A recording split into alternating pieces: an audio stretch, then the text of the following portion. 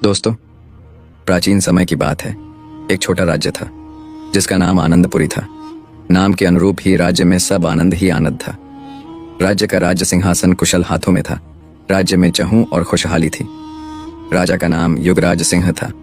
राज्य में राजा ने हर काम काज के लिए अलग संतरी नियुक्त कर रखे थे। महल में सबके लिए उत्तम व्यवस्था थी। प्रतिदिन राजा शाम के समय सभी संतरियों की बैठक लेता और उनसे विचार विमर्श करता।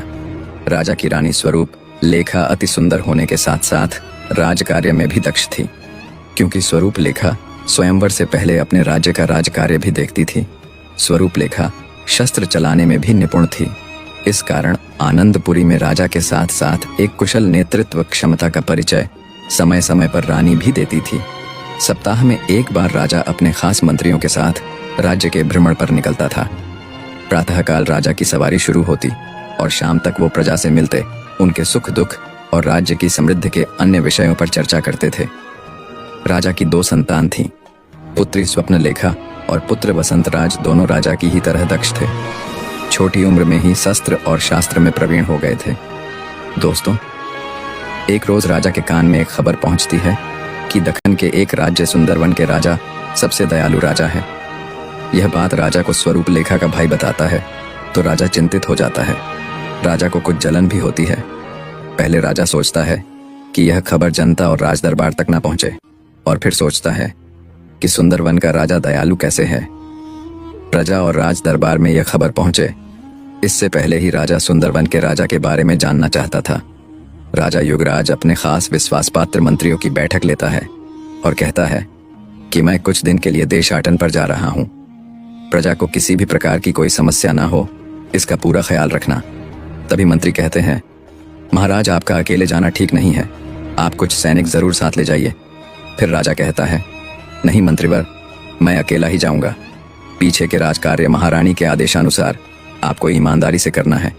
और राजा रानी से मंत्रणा करने के बाद महल के गुप्त रास्ते से साधारण वेश में निकल जाता है। रानी भी प्रजावत्सल थी और राजा पर बहुत यकीन था, तो साथ चलने की जिद नहीं करती है और राज्य कार्य को संभालने की जिम्मेदारी ले लेती है।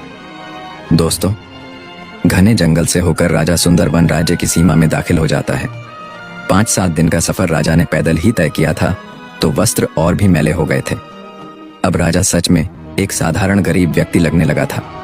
दोस्तों, सुंदरवन राज्य के गांवों में राजा एक एक दिन रुकता है और लोगों से भीख मांगकर खाना खाता है। सुंदरवन के लोग भी दयालु थे, तो युगराज बातों ही बातों में दाद देता हुआ राजा के बारे में लोगों से पूछ लगता है। 4-5 रोज घूमने और लोगों से थोड़ी बात करने से राजा को पता चलता है कि सुंदरवन का राजा वीरभद्र सिंह प्रतिदिन राज दरबार में सोना बंटता है।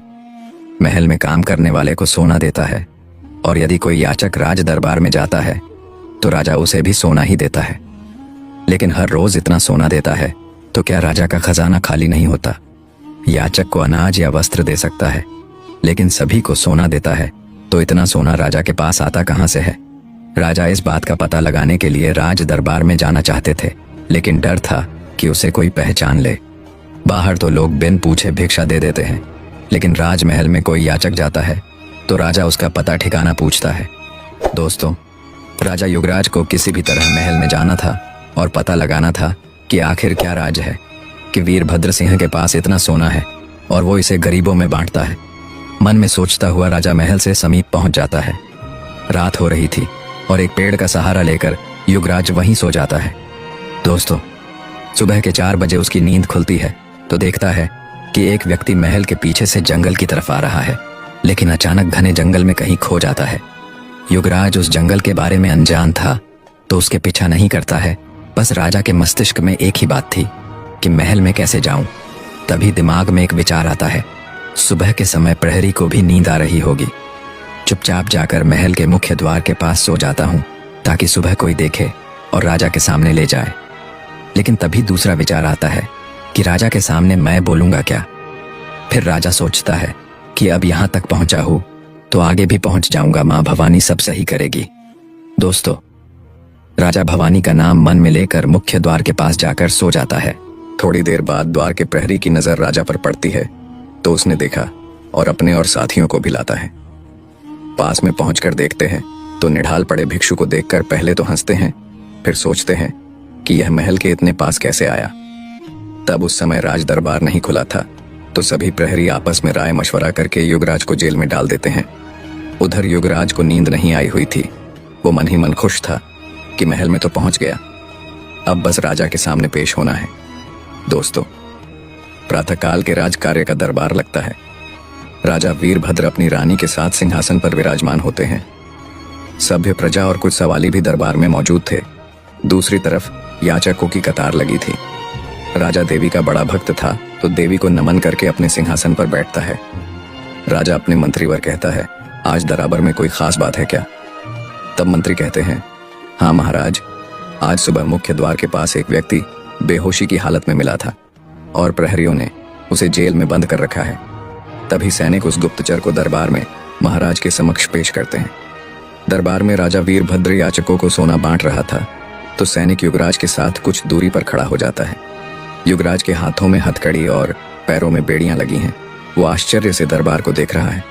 सचमुच भव्य दरबार और विशाल मूछों पर शौर्य सी मुस्कान बिखेरे राजा वीरभद्र याचकों को और जरूरतमंद प्रजा को सोना दे रहा था।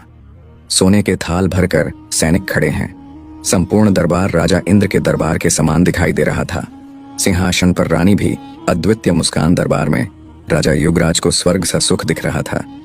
जनता दरबार अब लगभग समाप्त हो गया था। इसके बाद राजा वाद विवाद का निपटारा करता है, तो सबसे पहले नंबर भी युवराज का आना था, क्योंकि सब राजा को गुप्तचर जो समझ रहे थे। दोस्तों, राजा ने युवराज की तरफ गौर से देखता है। ऊपर से नीचे तक देखने के बाद राजा कहता है, मंत्रीवर, मुझे तो यह कोई गरीब जरूरतमंद ही नजर आ रहा है। तभी महाराज की जय हो कहते हुए लड़खड़ाते हुए युवराज राजा के पैरों में गिर जाता है। युवराज कहता है, महाराज, मैं तो समय का सताया हुआ एक गरीब हूँ। भूख से बेहाल 3 दिन से कुछ नहीं खाया हूँ। इधर उधर भटकता हुआ जंगल से जा रहा था, लेकिन एक रास्ते ने आपके महल तक पहुंचा दिया है। तब राजा कहता है, अब कहाँ से आए हैं? तब युवराज कहता है, महाराज, मेरा नाम माधव है। मैं कालवी राज्य का रहने वाला हूँ, लेकिन वहां का राजा क्रूर है। मैं काम की तलाश में निकला था, लेकिन 1 साल से घूम रहा हूँ। मुझे किसी भी राज्य में काम नहीं मिलता है। सभी गुप्तचर कहकर कुछ दिन जेल में डाल देते हैं और बाद में नजर बंद करके जंगल में फेंक देते हैं। बहुत ठोकरें खाकर मेरी हालत भिखारी जैसी हो गई है और मैं काम करना चाहता हूँ महाराज। तभी राजा मंत्रियों को इशारे पास बुलाता है। मुख्यमंत्री और सलाहकार राजा के पास जाते हैं। कुछ पल गुप्त मंत्रणा होती है और निष्कर्ष निकलता है कि इसको कैद खाने के कैदियों का खाना बनाने के लिए रसोइयों के साथ काम पर लगा दो। दोस्तों, राजा युवराज मन में देवी माँ को धन्यवाद देता हुआ अंदर से बहुत खुश होकर पाकशाला में चला जाता है। राजा उस पर निगरानी करने के लिए मंत्री को आदेश देता है।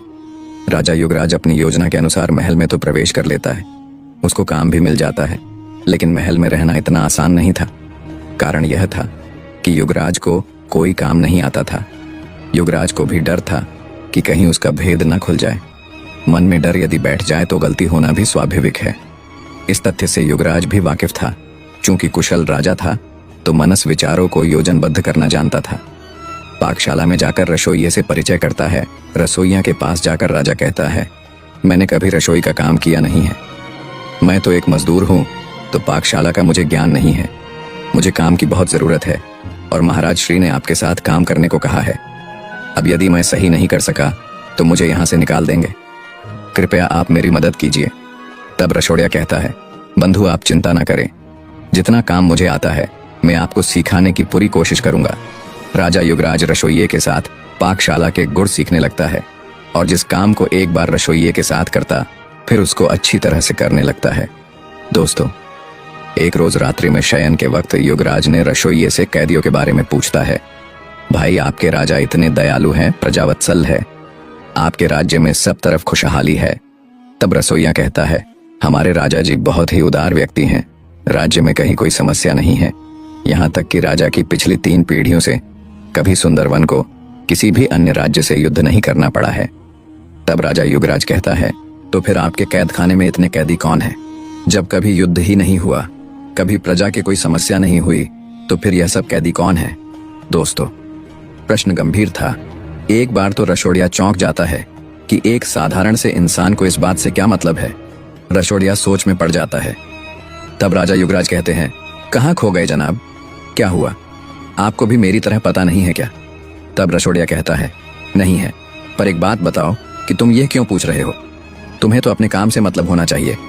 तब युवराज कहता है, हाँ बंधु, तुम सही कह रहे हो, लेकिन इतने दिन हो गए, यहाँ रहते आपके राज्य की हर एक बात, हर गतिविधि मुझे बहुत अच्छी लगती है। बस ये बात समझ से बाहर है कि इतने शालीन राजा और खुशहाल राज्य में कैदी क्यों हैं? बस जिज्ञासा थी तो पूछा है। तब रसोइया कहता है, तुम सच में कोई गुप्तचर तो नहीं हो?